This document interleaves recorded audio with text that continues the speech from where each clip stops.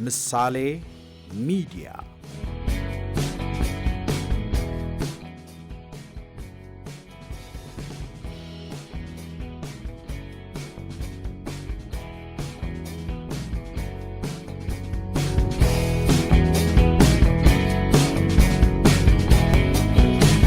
ምሳሌ ሚዲያ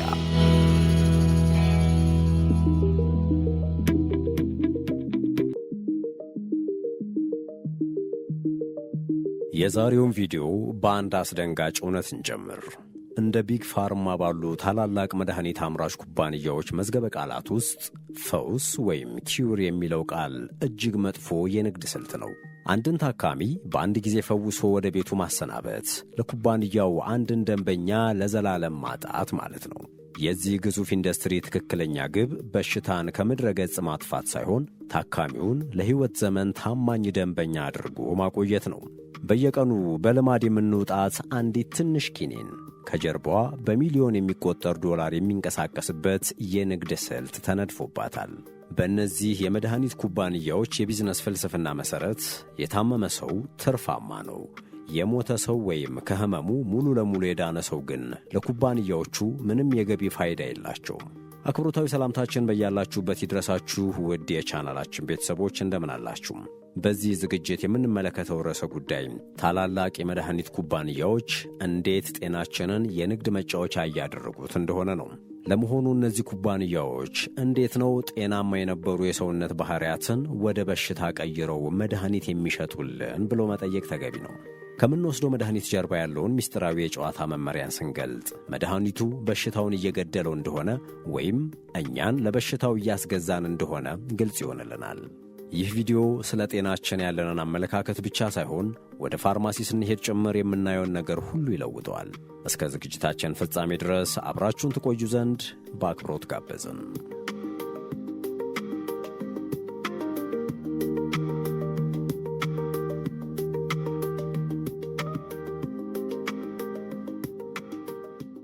ቢግ ፋርማ በየዓመቱ ከ1.5 ትሪሊዮን ዶላር በላይ ገቢ የሚያገኝ ግዙፍ የመድኃኒት አምራች ኩባንያ ነው።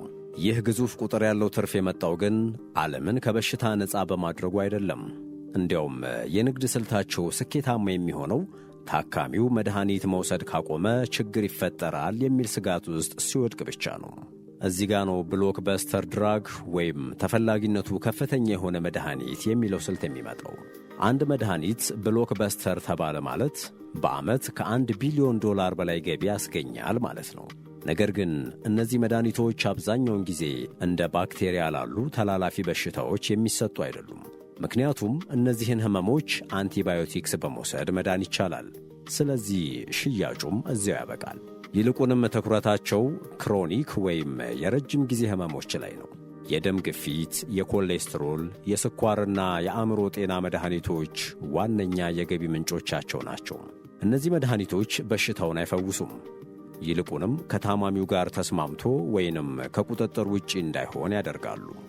ይህ ማለት ልክ በየወሩ ለኢንተርኔት ወይም ለኔትፍሊክስ ክፍያ እንደምንፈጽመው ሁሉ ሰውነታችንም እንዲሠራ በየቀኑ ለኪኒን የመመዝገቢያ ክፍያ ወይም ሰብስክሪፕሽን ፊ እንዲከፈል ተደርጓል ማለት ነው። ለምሳሌ የኮሌስትሮል መድኃኒት መውሰድ የጀመረ ሰው ለዓመታት አልፎ ተርፎም ለሕይወት ዘመኑ እንዲወስድ ይመከራል። ኩባንያው አንድን መድኃኒት ለማምረት ቢሊዮኖችን ለምርምር አወጣው ቢልም ትልቁ ትርፍ የሚገኘው ግን መድኃኒቱ በሽታውን ሳይገድል ታካሚው እንዳይሞትና እንዳይድን አድርጎ መሃል ላይ አቁሞ ሲይዘው ነው። ይባስ ብሎም ብዙዎቹ መድኃኒቶች ሳይድ ኢፌክትስ ወይም የጎንዮሽ ጉዳት አላቸው። አንዱን በሽታ ለማከም የምንወስደው ኪኒን ሌላ የሰውነታችን ክፍል ላይ ችግር ይፈጥራል። ያ ችግር ደግሞ ሌላ መድኃኒት እንድንገዛ ያስገድደናል። ይህ የመድኃኒት ሰንሰለት ታካሚውን ወደማያልቅ የፍጆታ ዙሪት ውስጥ ይከተዋል ማለት ነው። በፋይናንስ ቋንቋ ይህ ከስተመር ሪቴንሽን ወይም ደንበኛን አጽንቶ መያዝ ይባላል። በጤናው ዓለም ግን ይህ ማለት የሰውን ልጅ ተፈጥሯዊ የመፈወስ አቅም አዳክሞ በሰው ሠራሽ መድኃኒት ጥገኝነት ስር ማዋል ማለት ነው። ቢግ ፋርማ ለባለሀብቶቹ ታማኝ ነው። ባለሀብቶቹ ደግሞ የሚፈልጉት ፈውስን ሳይሆን ዘላቂ ትርፍን ነው። ስለዚህ በሚቀጥለው ጊዜ ይህ መድኃኒት ለምን ለዘላለም ታዘዘልኝ ብላችሁ ስትጠይቁ መልሱ ያለው ጤናችሁ ውስጥ ሳይሆን በኩባንያዎቹ የትርፍ መዝገብ ላይ ሊሆን እንደሚችል ማሰብ ያስፈልጋል ማለት ነው። ለመሆኑ ቢግ ፋርማ ከምርምርና ምርት ይልቅ ለማስታወቂያና ለሽያጭ እጥፍ ድርብ ገንዘብ እንደሚያወጣ ስንቶቻችን እናውቃለን? እውነታው ዋና ሥራቸው ሳይንስ ሳይሆን ፕሮፓጋንዳ ነው። በብዙ የበለጸጉ ሀገራት የመድኃኒት ኩባንያዎች በቀጥታ ለተጠቃሚው ማስታወቂያ እንዲያሳዩ ይፈቀድላቸዋል።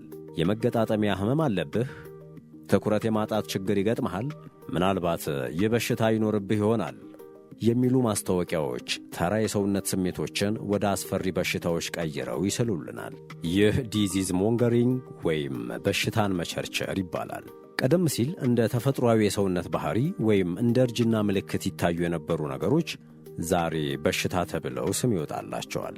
ለምሳሌ የልጆች መጫወትና መረበሽ ADHD ተብሎ መድኃኒት እንዲወስዱ ይደረጋል።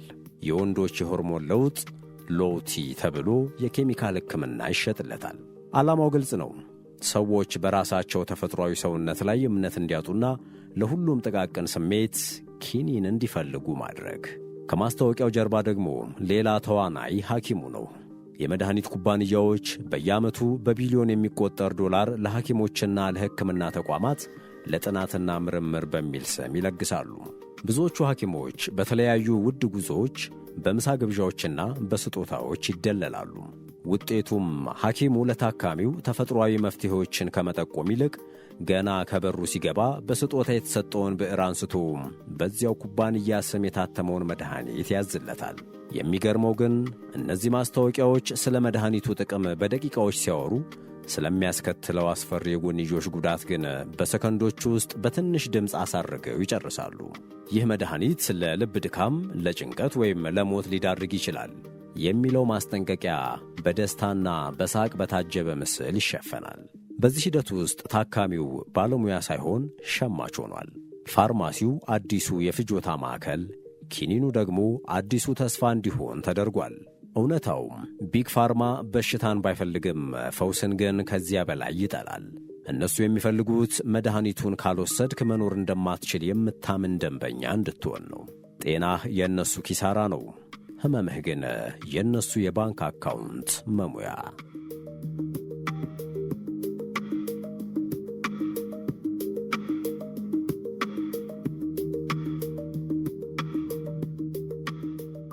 ፐርዱ ፋርማ የተባለው ኩባንያ ኦክሲኮንቲን የተባለውን ኃይለኛ የሕመም ማስታገሻ ለገበያ ሲያቀርብ አንድ ትልቅ ውሸት ይዞ መጣ። ኩባንያው መድኃኒቱ ሱስ አያሲዝም፣ ሌስ ዛን 1% አዲክቲቭ የሚል የሐሰት ፕሮፓጋንዳ በቢሊዮን ዶላር ማስታወቂያ አስነገረ። ሐኪሞችም ለጥቃቅን የጀርባ ሕመምና ለቀላል ቁስሎች ሳይቀር ይህንን ኃይለኛ የኬሚካል ሱስ ማዘዝ ጀመሩ። ውጤቱ ግን በመቶ ሺዎች የሚቆጠሩ ተራ ዜጎች፣ እናቶችና ወጣቶች ሳያውቁት በሕጋዊ መንገድ የዕፅ ሱሰኛ መሆናቸው ነበር። መድኃኒቱ ሲያልቅባቸውና ሐኪሙ ማዘዙን ሲያቆም እነዚህ ሰዎች ወደ ጎዳና ሄሮይንና ሌሎች አደገኛ ዕጾች ተገፉ። ይህም በአንድ ትውልድ ላይ ታላቅ እልቂት አመጣ። ኩባንያው ግን የሁሉ ሥቃይ እየተከሰተ መሆኑን እያወቀ ሽያጩን ለመጨመር ሐኪሞቹን መደለሉን ቀጠለ። ይህ የሚያሳየው ለቢግ ፋርማ ሱስ ማለት ታማኝ ደንበኛ ማለት መሆኑን ነው። አንድ ታካሚ ሱሰኛ ከሆነ መድኃኒቱን ለመግዛት ቤቱንና ንብረቱን ከመሸጥ አይመለስም። ይህ ከንግድ ስልት በላይ የሰውን ልጅ ስነ ልቦና መበዝበዝ ነው። ኩባንያው በመጨረሻ በቢሊዮን የሚቆጠር ዶላር ተቀጥቶ ቢከስርም የጠፋው የሰው ሕይወት ግን ተመልሶ አይመጣም። ይህ ታሪክ የሚያስተምረን በነጭ ጋውን ለባሾችና በታላላቅ ብራንዶች ጀርባ ሁልጊዜ ፈውስ እንደማይኖር ነው። አንዳንዴ መድኃኒቱ ራሱ ትልቁ በሽታ ሊሆን ይችላል። ትርፍ የሰውን ልጅ ሕሊና ሲሸፍነው ሕይወትን ማዳን ሳይሆን ሕይወትን መበዝበዝ የኩባንያዎች ዋነኛ የጨዋታ መመሪያ ይሆናል። ይህ የሱስ ኢንዱስትሪ ግን በአይፒዮይዶች ብቻ አያበቃም። ቢግ ፋርማ የመድኃኒት ጥገኝነትን እንደ ትልቅ የገበያ ዕድል ነው የሚያየው። ለምሳሌ ለጭንቀትና ለድብርት የሚታዘዙ መድኃኒቶችን ብንመለከትም ብዙዎቹ አንዴ መወሰድ ከጀመሩ በኋላ ለማቆም እጅግ አስቸጋሪ ናቸው።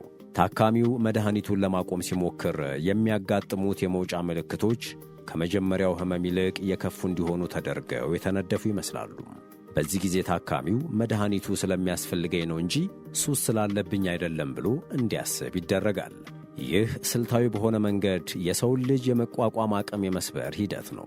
ኩባንያዎቹ ሳይንሳዊ ምርምሮችን ሲያደርጉ መድኃኒቱ በረጅም ጊዜ በሰው አእምሮ ላይ የሚያመጣውን የኬሚካል ለውጥ ጠንቅቀው ያውቃሉ። ነገር ግን ይህ መረጃ በሽያጭ ወኪሎቻቸው በኩል ለሐኪሞች አይነገርም። ይልቁንም ይህ መድኃኒት ሕይወቶን ቀላል ያደርገዋል የሚል የቫይታሚን ያህል ቀልጣፋ ፕሮፓጋንዳ ይሠራባቸዋል። ትርፍ የሰውን ልጅ ስነ ልቦና ሲቆጣጠረው ፋርማሲው ሕጋዊ የዕፅ መሸጫ መደብር ይሆናል። በሚሊዮን የሚቆጠሩ ሰዎች በየቀኑ የሚወስዱት ኪኒን በሽታውን እያከመላቸው ሳይሆን አእምሮአቸው ያለ ኬሚካል ረዳት መሥራት እንዳይችል እያደረገው ነው። ይህ ለቢግ ፋርማ የማይነጥፍ የገቢ ምንጭ ነው። ለታካሚው ግን የነጻነት ማጣትና የሕይወት ዘመን እስራት ነው። የቢግ ፋርማ ትልቁ ስኬት ጤነኛውን ሰው ታካሚውን ደግሞ ቋሚ የኬሚካል ደንበኛ ማድረግ መቻሉ ነው። ታዲያ ከዚህ ግዙፍ የመድኃኒት ጥገኝነት መረብ ውስጥ መውጣት ይቻላል ወይ ለሚለው ጥያቄ መልሱ አዎ ነው። መፍትሔው ደግሞ ወደ የመከላከያ ሕክምና መመለስ ነው። ቢግ ፋርማ ጤናችሁ በእጃችሁ ነው የሚለው እውነት እንዲታወቅ አይፈልግም።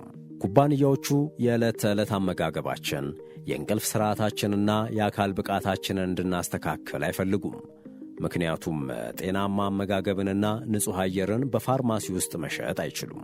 ጤናችን በእጃችን መሆኑን ማወቃችን ለቢግ ፋርማ ትልቅ የንግድ ኪሳራ ነው።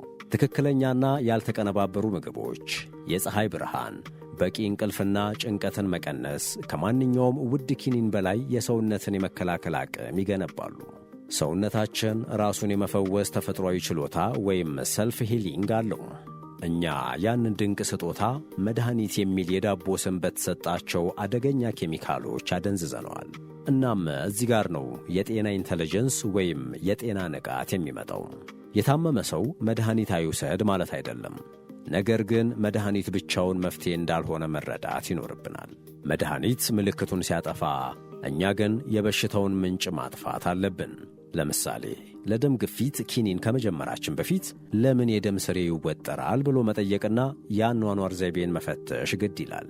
ቢግ ፋርማ ደንበኛ ይፈልጋል፣ እኛ ግን ጤና እንፈልጋለን። ሁለቱ ፍላጎቶች ፈጽሞ የሚገናኙ አይደሉም። ስለዚህ ጤናችንን ለገበያ መስጠት የለብንም።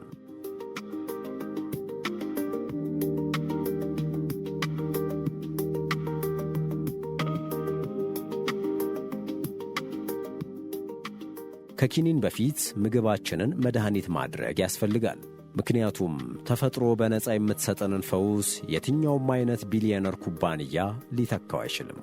ታዲያ ይህንን የጤና ኢንተለጀንስ ወይም የጤና ንቃት እንዴት በተግባር እናውለው ካልን መጀመሪያ ምልክትን በማከምና መንስኤን በማከም መካከል ያለውን ልዩነት መረዳት አለብን። ዘመናዊ ሕክምና ትኩረቱን እሳቱን ማጥፋት ላይ ሳይሆን ጭሱን መደበቅ ላይ ነው። እኛ ደግሞ ጭሱ ሲጠፋ እሳቱ እንደጠፋ እናስባለን። እሳቱ ግን በዝግታ የሰውነታችንን ሕዋሳት ማውደሙን ይቀጥላል። እውነተኛው ፈውስ የሚጀምረው ወደ ተፈጥሯዊ ማንነታችን ስንመለስ ነው። ሰውነታችን እጅግ ውስብስብና ራሱን የመጠገን ድንቅ ጥበብ ያለው ማሽን ነው። ይህ ማሽን ግን በትክክል እንዲሠራ ጥሬ ዕቃ ይፈልጋል። ያ ጥሬ ዕቃ ደግሞ በፋብሪካ የተቀነባበረ ዱቄትና ስኳር ሳይሆን ከምድር በቀጥታ የሚገኙ ምግቦች ናቸው። ጥናቶች እንደሚያሳዩት 80 በመቶ የሚሆኑት የዘመናችን በሽታዎች በአኗኗር ዘይቤና በአመጋገብ ለውጥ ብቻ ሊድኑ የሚችሉ ናቸው።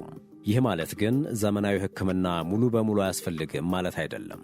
ይልቁንም ሐኪም ቤት ከመሄዳችን በፊት ለሰውነቴ ምን ሰጠሁት ብለን ራሳችንን መጠየቅ ያስፈልጋል። በቂ ውሃ እንጠጣለን? በቀን ለ20 ደቂቃ ያህል ፀሐይ እናገኛለን? ወይንስ ቀኑን ሙሉ በሰው ሠራሽ ብርሃንና በጭንቀት ተከበናል? ቢግ ፋርማ እነዚህን ጥያቄዎች እንድትጠይቁ አይፈልግም። ምክንያቱም መልሱ መድኃኒት መግዛታችሁን እንድታቆሙ ያደርጋችኋል። ጤናችሁ ትልቁ ሀብታችሁ ነው። ይህ ሀብት ደግሞ በባለ ሀብቶች የትርፍ ግጭት ውስጥ መውደቅ የለበትም። የራሳችሁን ጤና በራሳችሁ ስትመረምሩና በጥንቃቄ መጠበቅ ስትጀምሩ ለቢግ ፋርማ ትርፋማ ደንበኛ መሆናችሁን ታቆሙና ነፃ ሰው ትሆናላችሁ። ስለዚህ ፋርማሲዎች የድንገተኛ ጊዜ ረዳት እንጂ የቋሚ ኑሯችሁ ክፍል መሆን የለባቸውም። በጥቅሉ ቢግ ፋርማ ጤናችሁን እንዲጠብቅ አትጠብቁ። ምክንያቱም የእነሱ ቀዳሚ ግብ ጤናን መሸጥ ሳይሆን መድኃኒትን መሸጥ ነው። ዛሬ የምትወስኑት ውሳኔ ነገ የምትሆኑትን ሰው ይወስነዋል። ጤናችሁ የራሳችሁ እንጂ የኩባንያዎች የትርፍ መዝገብ መሆን የለበትም። ምግብህን መድኃኒት አድርግ፣ አለበለዚያ መድኃኒትህን ምግብ ታደርገዋለህ የሚል አንድ የታወቀ አባባል አለ። ሰውነታችሁ የእነሱ የንግድ መድረክ እንዲሆን አትፍቀዱ። ይህንን መረጃ ለወዳጅ ዘመዶቻችሁ በማጋራት ከኬሚካል ጥገኝነት የነቃን ትውልድ አብረን እንፍጠር። ይህ ቪዲዮ ጠቃሚ ሆኖ ካገኛችሁት ላይክ በማድረግና ለተጨማሪ መሰል ምስጢር ገላጭ ታሪኮች ሰብስክራይብ በማድረግ ቤተሰብ ይሁኑም። እናንተስ ስለ መድኃኒት ኩባንያዎች የንግድ ስልት ምን ትላላችሁ?